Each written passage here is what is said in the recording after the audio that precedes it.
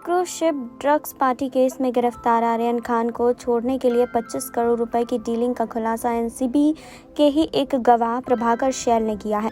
प्रभाकर शैल ने बताया कि किरण गोसावी और पूजा ददलानी के बीच अहम कड़ी सैम डिसूजा था। सैम डिसूजा जो अब तक अंडरग्राउंड था। जी हाँ, उसने बताया है और नाम सामने आने के बाद वो दिल्ली में ही था।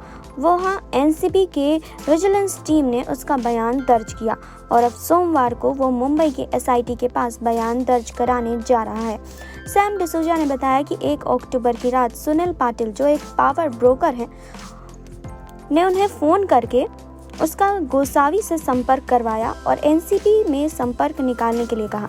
उसके बाद सैम ने एनसीबी के अधिकारी वीवी सिंह से फ़ोन पर बात की। वीवी सिंह ने टिप मिलने के बाद गोसावी को मिलने बुलाया।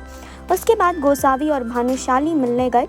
उसके बाद क्रूज पर रेड हुई और सबको पकड़कर एनसीबी दफ्तर लाया गया, लेकिन उसने सिर्फ मिलवाया था। उसके बाद उसका कोई रोल नहीं था। सैम के मुताबिक 2 अक्टूबर की रात फिर सुनील पाटिल का फ़ोन आया और उसने बताया कि गोसावी से संपर्क नहीं हो पा रहा है। सुनील पाटिल ने गोसावी से मिलने के लिए कहा। इसके बाद रात में गोसावी और उसकी मुलाकात एनसीबी दफ्तर के पास हुई। तब गोसावी ने बताया कि आर्यन खान भी गिरफ्तार हुआ है। शाहरुख खान की मैनेजर पूजा ददलानी से भी बात करनी है। सैम ने कहा कि उसने कोशिश की लेकिन कोई संपर्क नहीं निकला। फिर कुछ देर बाद गोसावी ने बताया कि आर्यन खान के पास से कोई ड्रग्स नहीं मिला है तो हम उसकी मदद कर सकते हैं। उसने फिर से पूजा ददलानी का संपर्क निकालने के लिए कहा। थोड़ी कोशिश के बाद इस बार सैम कामयाब हो गया। सैम ने उसका नाम बताने से इनकार किया जिसके जरिए संपर्क हुआ। सैम ने बताया कि बाद में उसने दोनों की परेल में मुलाकात करवाई, लेकिन उनमें क्या बात हुई ये नहीं पता। सैम ने किरण गोसावी और उसके बीच फ़ोन पर 25 करोड़ की डील 18 करोड़ में फाइनल करने और उसमें से 8 करोड़ समीर वानखेड़े को देने की बातचीत से भी इनकार किया। सैम का कहना है कि गोसावी ने अपने फ़ोन में प्रभाकर शैल का नंबर SW2 के नाम से सेव कर रखा था। उसकी गाड़ी में पुलिस का बोर्ड था और खुद को वो एनसीबी का अफसर बता रहा था। उसने कहा कि ये सब गोसावी सुनील पाटिल ने मिलकर वसूली का कांड किया था। उसका उसमें कोई रोल नहीं था। अगर होता तो बातचीत में उसके हिस्से का भी जिक्र होता।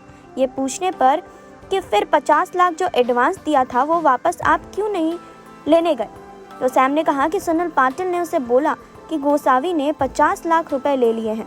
तब मैं शॉक हो गया। उसने कहा कि पाटिल ने प्रभाकर से मुझे पैसे लेने को कहा जो मैंने LIC बिल्डिंग के सामने लिए, फिर जिस तक पहुंचना था उसे पहुंचा दिया। उसमें मेरा कोई रोल नहीं है। सैम ने यह भी बताया कि भानुशाली और गोसावी उसके जरिए 2 अक्टूबर को पहली बार एनसीबी से मिले और उसके पहले एनसीबी उन दोनों को नहीं जानती थी। इसीलिए आर्यन को फंसाने के लिए ये सब किया गया और ये सब गलत है। सैम ने पैसों की डील का ठीकरा भी गोसावी, भानुशाली और सुनील पाटिल पर फोड़ा।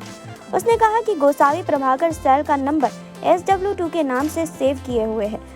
उसकी समीर वानखेड़े से बातचीत हो रही है, ऐसा दिख रहा था। सैम ने एक तरह से समीर वानखेड़े को क्लीन चिट देने की कोशिश भी की। सैम के वकील पंकज यादव ने बताया कि सैम का नाम सामने आने के बाद ही हमने 2 नवंबर को पुलिस में लिखित पत्र देकर प्रभाकर और गोसावी की शिकायत की, लेकिन तब पुलिस ने कुछ नहीं किया। अब सोमवार को जाकर मुंबई एसआईटी के सामने हम सब सच्चाई रखेंगे। जी हाँ, तो आपको इसको लेकर क्या कहना है कमेंट बॉक्स में बताइए। जुड़े रहिए हमारे साथ। नेक्स्ट 9 न्यूज़ से सुरभि की रिपोर्ट।